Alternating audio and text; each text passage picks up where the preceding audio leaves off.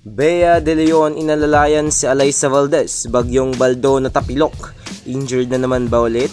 The phenom of Philippine volleyball signs the iconic photo captured by our very own Waki Flores last April 18.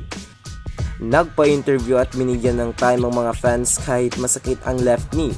Grabe, napaka-humble talaga ni Ineng. Good day everyone, this is Vali Tambayan, but before I proceed to the video, make sure that you hit the subscribe button at i-click ang notification bell para lagi kang updated sa mga ganap dito sa ating tambayan.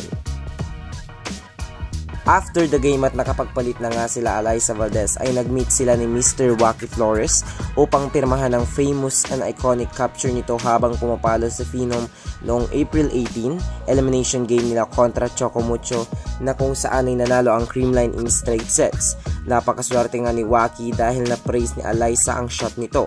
Mapapasana all ka na lang talaga. J. Your name J? Waki. J-O-A. Spell mo. Oh my God! I'm so sorry.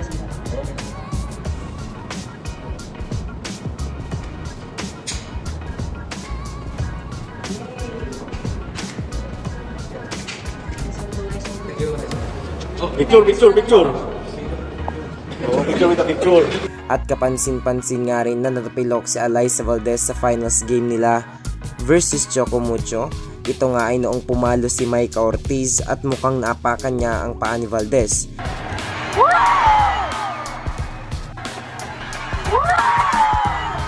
At dito na nga nag-umpisa na ika-ika na ang paa at galaw ni Baldo. Dahil din dito ay nagtuloy-tuloy na ang errors ni Valdez sa receiving at medyo na off-game na rin siya. Ngunit sa kabila ng lahat ng ito, ay part of the game lamang at hindi pwedeng sisihin si Mike Ortiz o kahit sino man dahil wala namang may gusto na may mangyaring any injuries, lalo na at patapos naman na ang conference. Chika-chika nga rito ay hindi pa raw fully recovered pero naglalaro si Valdez at nagiging makulit dahil nangingibabaw nga ang kanyang puso pagdating sa volleyball at very determined na lumaban kasama ang Creamline upang sungkitin ang kanilang 8th championship. Alam naman natin na hindi papayag ang Reyna na maagaw sa kanya ang corona.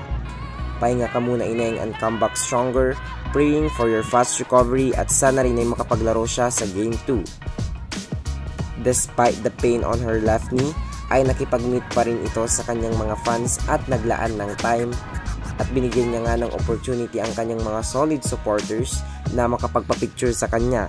Wala akong masabi dahil kilala natin si Alyssa Valdez na very humble. And there's one thing na yung realization, wala pa akong masyadong good memories, but luckily it's such a nice movie. Thank you guys! Salamat po! So that's it for today's video mga Kavali Tambars. Don't forget to subscribe and click the notification bell para lagi ka updated sa mga ganap dito sa ating tambayan.